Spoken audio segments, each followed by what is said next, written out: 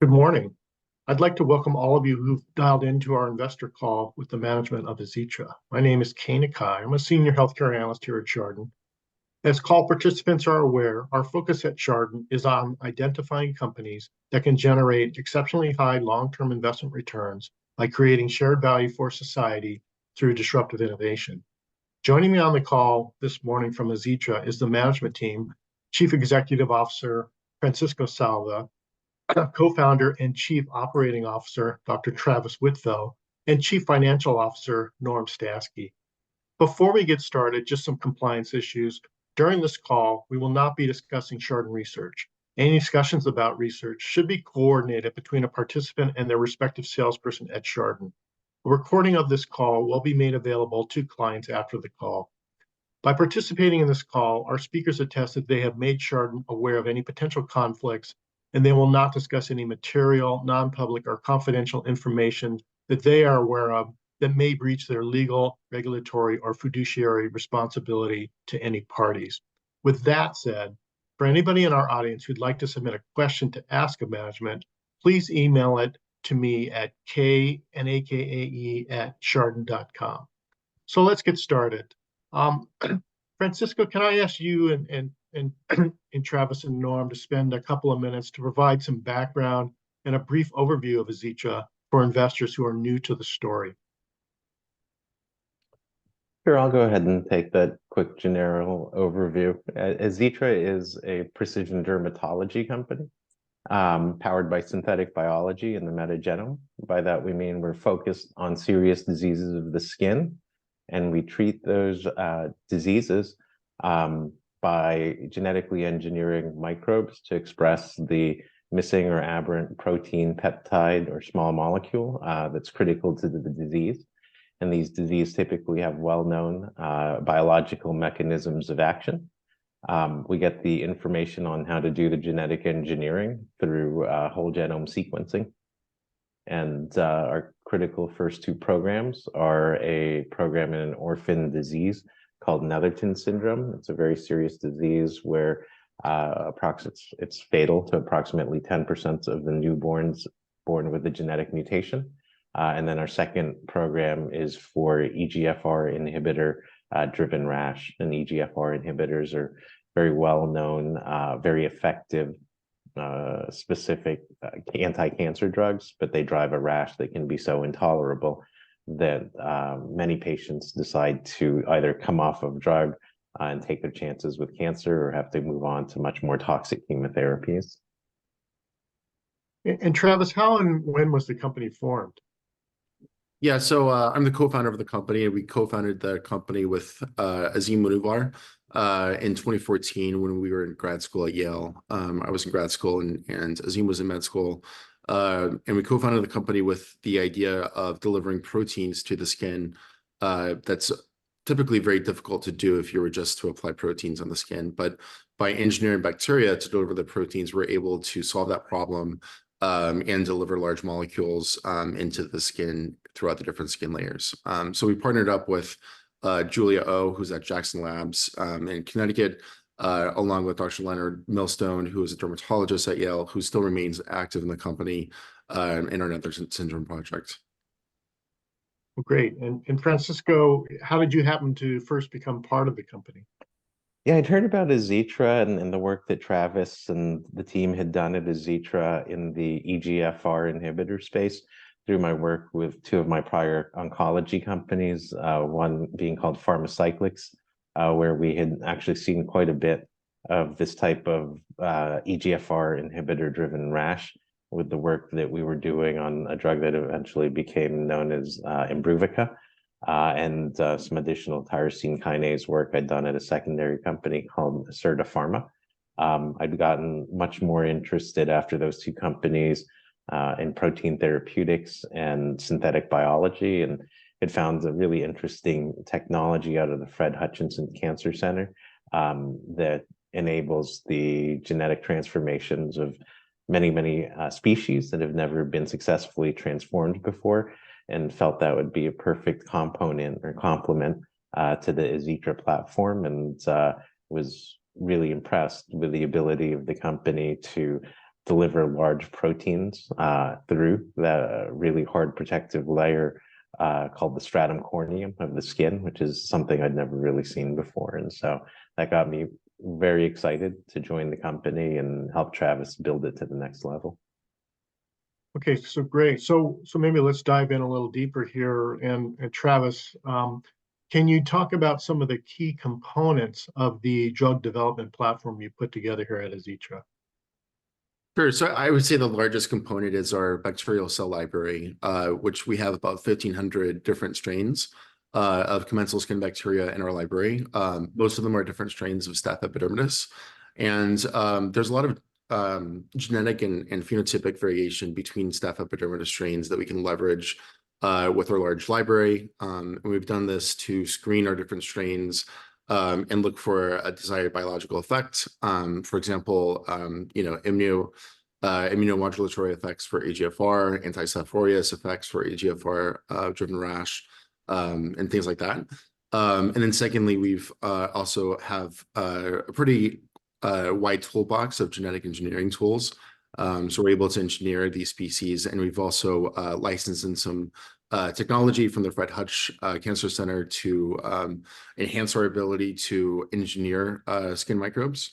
And then third, we also have an AI and ML-driven drug discovery program with a collaboration from the Carnegie Mellon University, where we're able to identify novel proteins and peptides and other molecules from skin bacteria using an ML-driven approach with that. So kind of three prongs, but really focused on our bacterial cell library and our genetic engineering capabilities.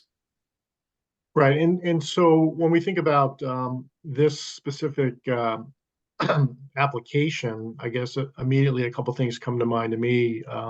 Travis or Francisco mentioned that one of them is how are you able to deliver the microbes deep enough through the skin would be number one. And then once you have them there, how do the engineered microbes remain viable in vivo? Yeah, I can say that one if you like. Yeah, go ahead, Travis. Yeah, so we're basically using a live biotherapeutic product. So this is a living organism that naturally resides on the skin that we've engineered to control the growth of it, making it oxytrophic so that it only can survive with the addition of a synthetic amino acid. And it's a living organism. So it basically colonizes the skin and is able to locate to the different layers of the skin epidermis naturally through homing past the stratum corneum into the hair follicles, into several different layers of the skin. And we've done some imaging studies, and we've done some measurement studies of the protein that our bacteria produce, and it's found not just at the top layer of the skin, but it's distributed throughout the various skin layers. So we have pretty high confidence that the bacteria are living, because we've done this after a single application, after 24 hours on different skin models, and we're able to detect a large amount of protein that's distributed throughout the different skin layers.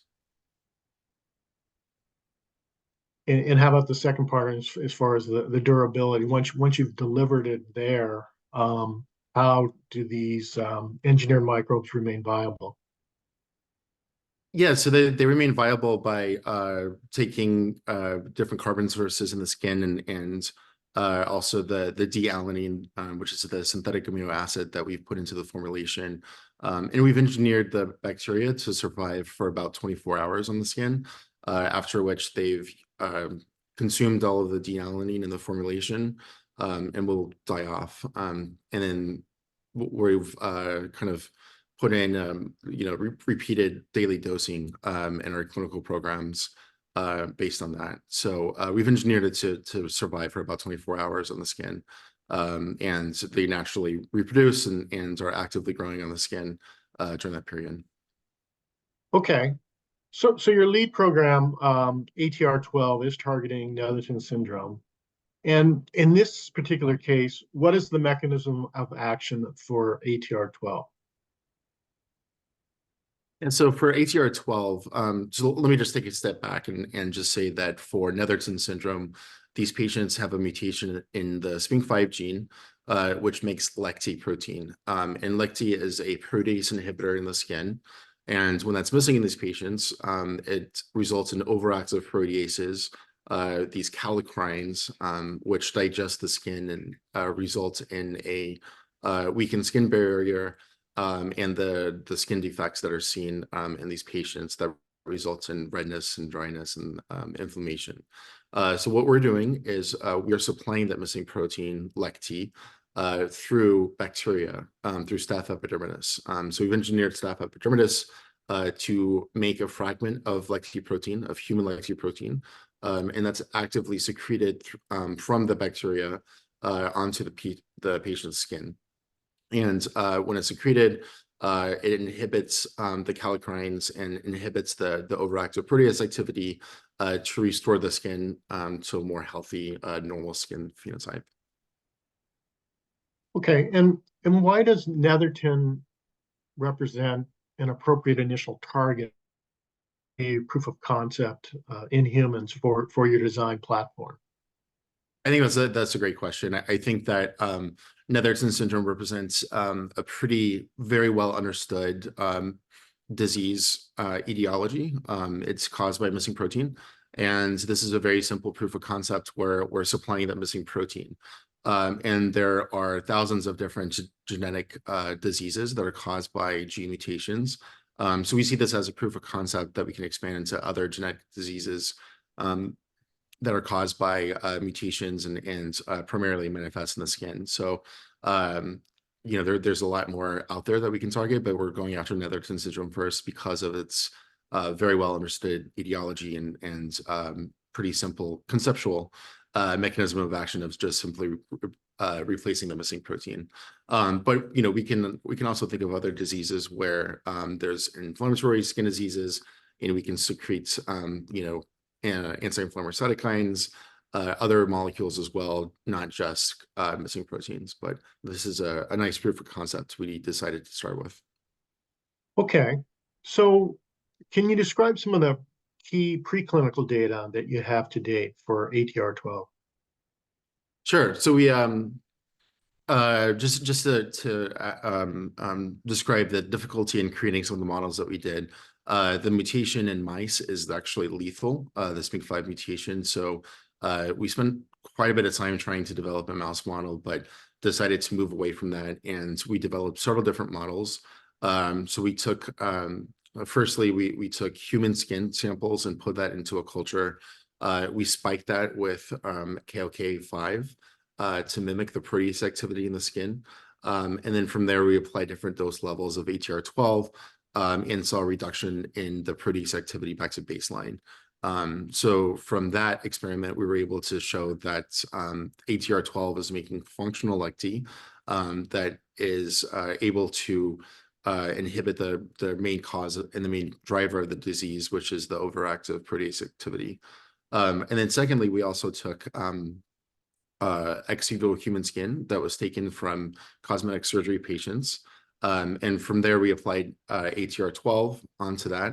And we looked at we were measuring LECT throughout the different layers of the skin. And we were able to show that with a single dose of ATR12, we're able to produce in the microgram quantities per square centimeter on the skin of LECT. And we also looked at the depth of penetration of the protein, and we're able to show that it gets not just onto the skin, but through the skin, which is a really important piece when we're looking at activity and the biodistribution of the protein that we're delivering. And then thirdly, we also looked at mini pigs. We did 2 different studies in mini pigs, one with braided skin, one with healthy skin. We're able to show that it was safe, and we're able to replicate our ex vivo experiments as well, of looking at the amount of protein that was produced, again, in the microgram range per day per square centimeter of skin. And we're able to show that the ATR12 made active LECT and reduced protease activity. Okay, and how critical is the formulation in order to be able to facilitate the depth of penetration that you need? Yeah, so we've worked with a lot of different formulations, and we added a few ingredients that were able to actually enhance the expression of Lexi. There's several different components in this ointment. It's an ointment, so it's a little bit oily, but when you apply it to the skin, it really rubs in really nicely. But there were a few different components that we found that enhanced the expression of the protein and facilitated the delivery of it. Okay, so the program is now advanced to the point where you're ready to evaluate it in a phase 1B. So perhaps you can talk about the overview of the design of that study.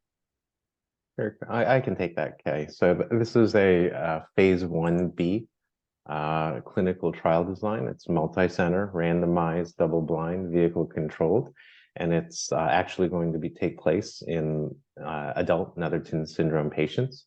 We'll be testing what we feel is our optimal dose level of 10 to the 9th colony-forming units per every gram of topical AZTR12 drug product.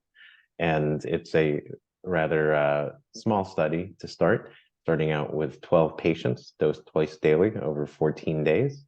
The primary endpoints are safety and tolerability, but because the FDA is letting us go straight into Netherton's patients rather than having to go first into healthy volunteers, we are going to be looking at some efficacy endpoints, including investigator global and regional assessments and quality of life assessments. We'll also look at the pharmacokinetics of the drug in the skin.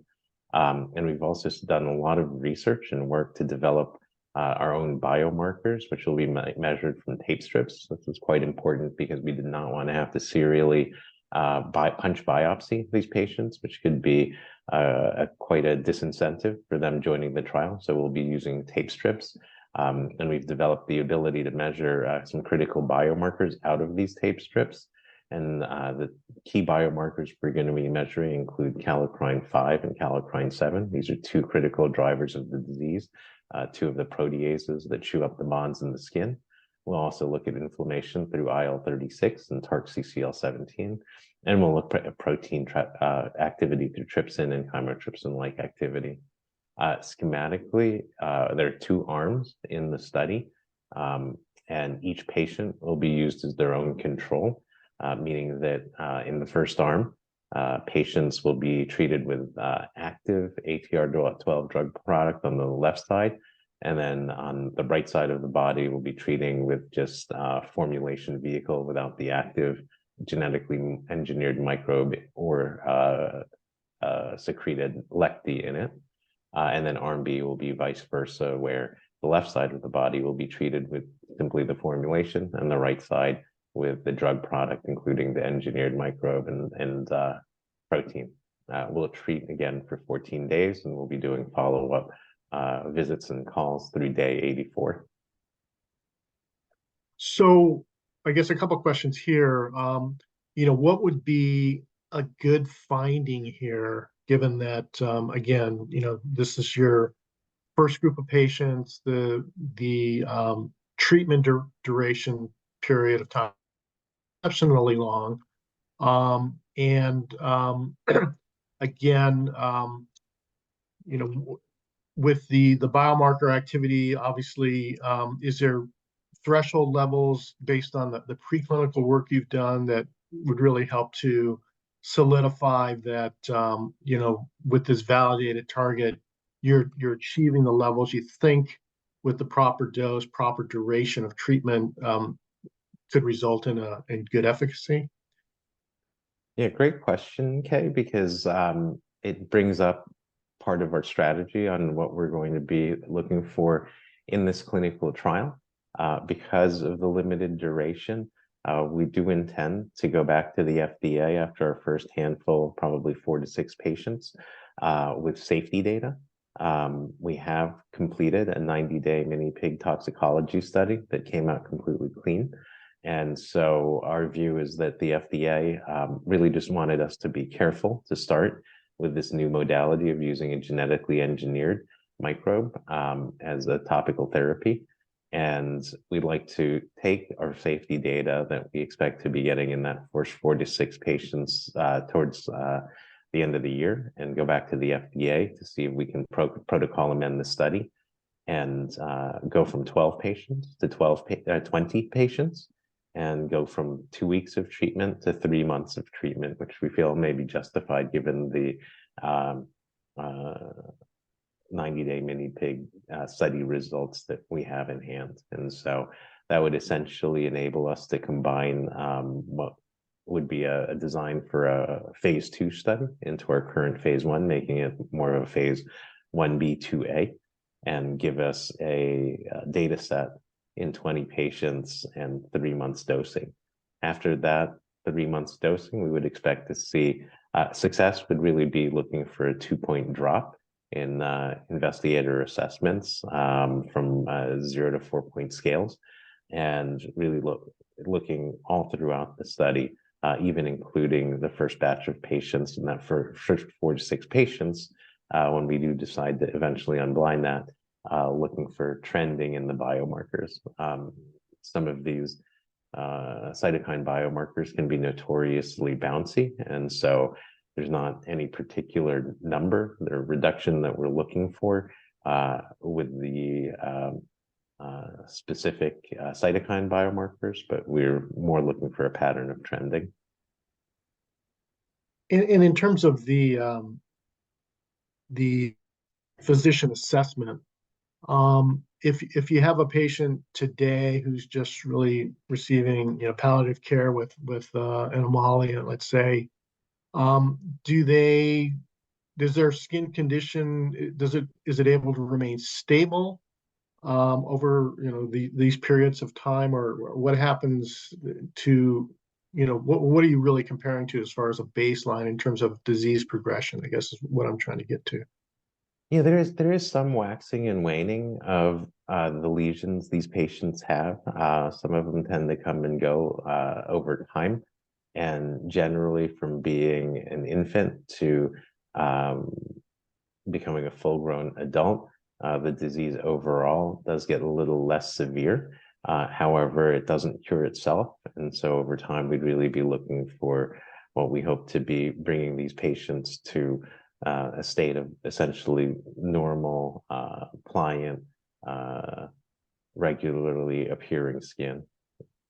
We feel that being a true protein replacement for the missing protein, that we do have a chance to be disease modifying. Okay, great. And then just maybe remind us what are the timelines for the study at this point? Sure, we're expecting to get that first 4 to 6 patient data look on the safety, with which we go back to the FDA to see if we could protocol amend the study this fall, before the end of the year is what we're really hoping for. And then we're in the process of getting our first site kicked up right now. It's likely to be Yale.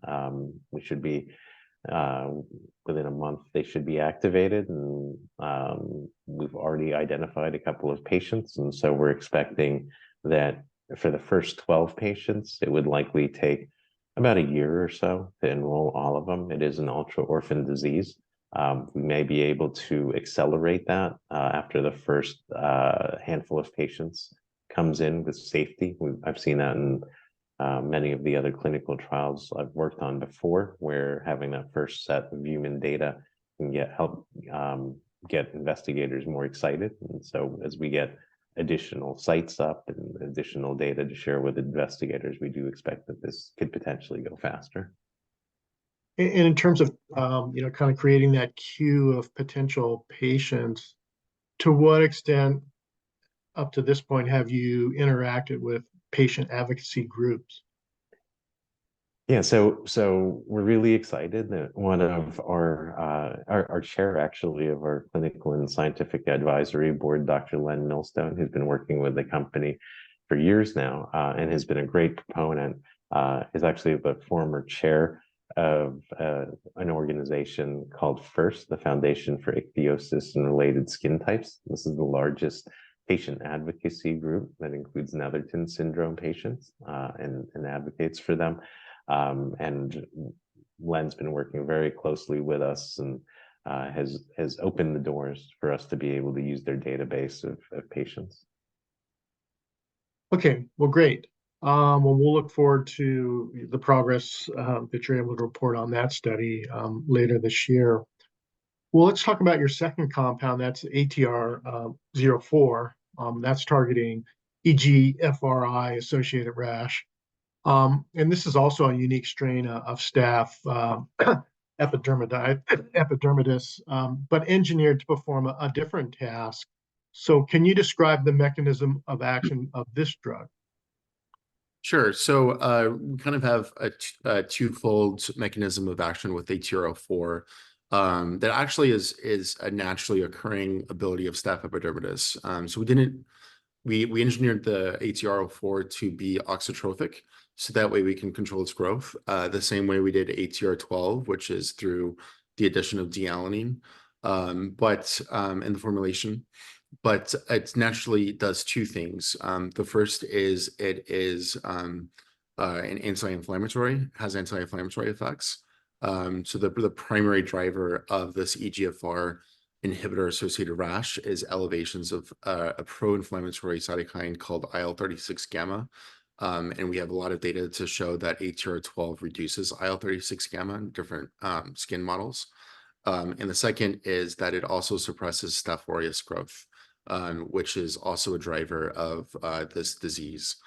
So in these patients that are undergoing EGFR inhibitors, these EGFRIs knock down the skin defense system, and it leaves it prone to opportunistic pathogens, very commonly, which is Staph aureus, found in about 60% of these patients undergoing our EGFRIs. And that also reduces the immune system in the skin and leads to this pro-inflammatory response.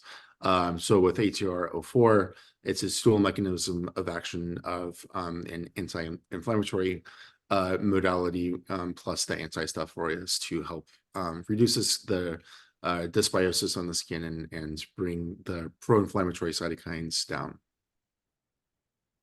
Okay, so again, what are the key preclinical findings thus far for this drug? Sure. So we've looked at several different skin models.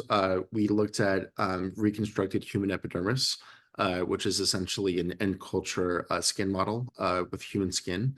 And in that model, we're able to reduce IL-36 gamma after we induced its expression with erlotinib, which is an EGFR inhibitor.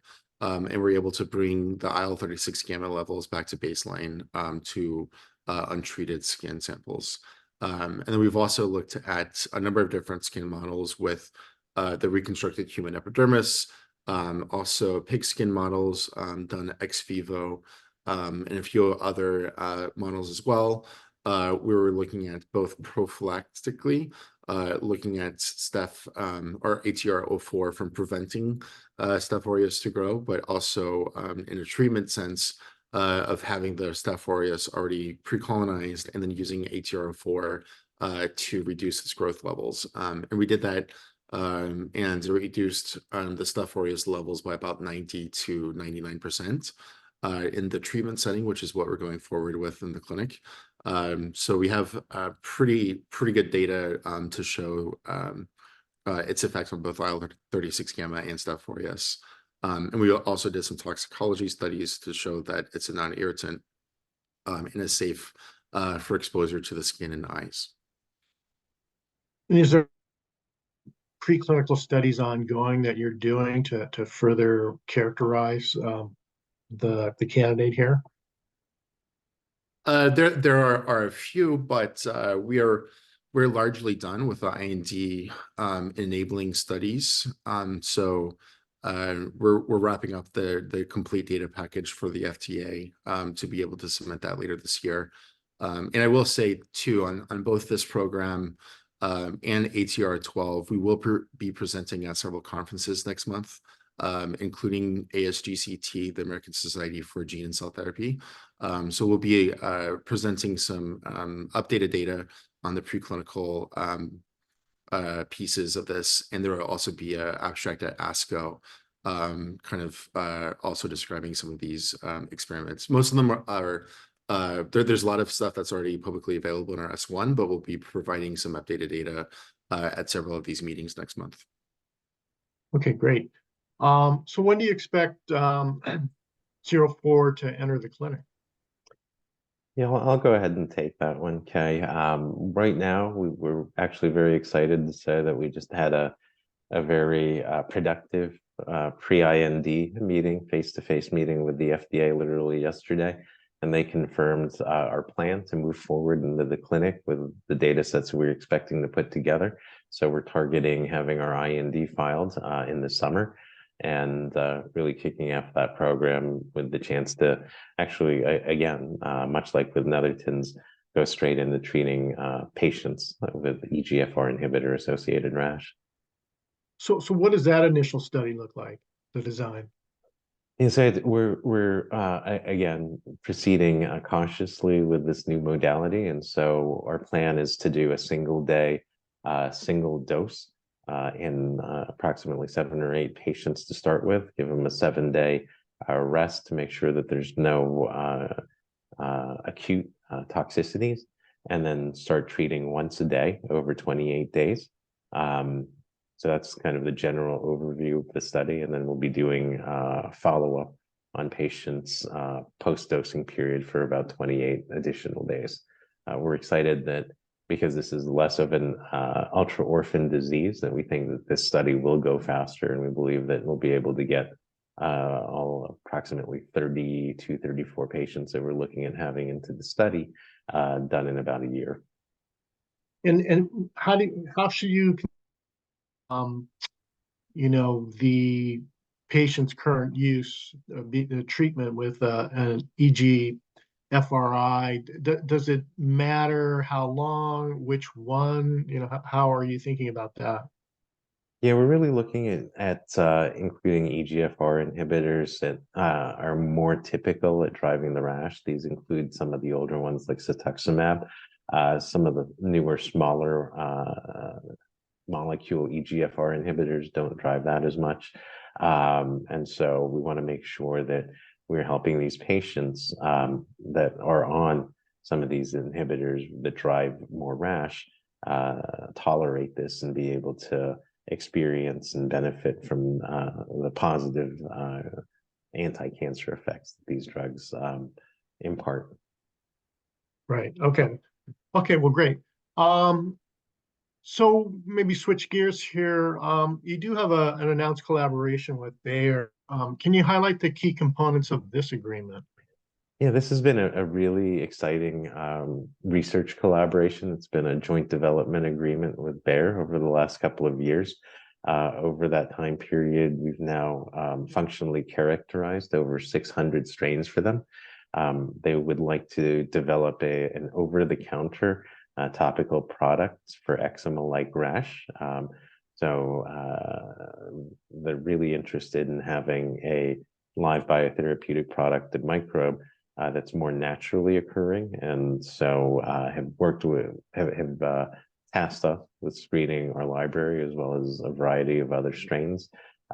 We've now whittled the characteristics of those 600 different strains to the last 2 strains that look most promising. And Bayer has been in the process of going country by country, building their marketing and sales forecasts, and we've provided them all of the data that they wanted in the joint development agreement, and we're working on the license agreement with them at this point. And so we've been a little disappointed that it's been taking them longer, given the upheaval at Bayer over the last year and the incoming of a new CEO. But their consumer derm team continues to be very supportive and enthusiastic about the program, and continues to help us move forward with them towards a license agreement. So do they have a window of time where they have an option they can exercise to take it forward on their end, or how does that part of it work? Yeah, there's about a year from it was around the beginning of the year or late 2023. I'd have to look at the date exactly that they have this option to move forward with. Okay. And how many potential candidates are covered under that agreement? Yeah, they'd be literally just licensing one to move forward with. And Okay. we've seen interest from other companies on the OTC side now in doing a similar type of agreement with us. Okay, great.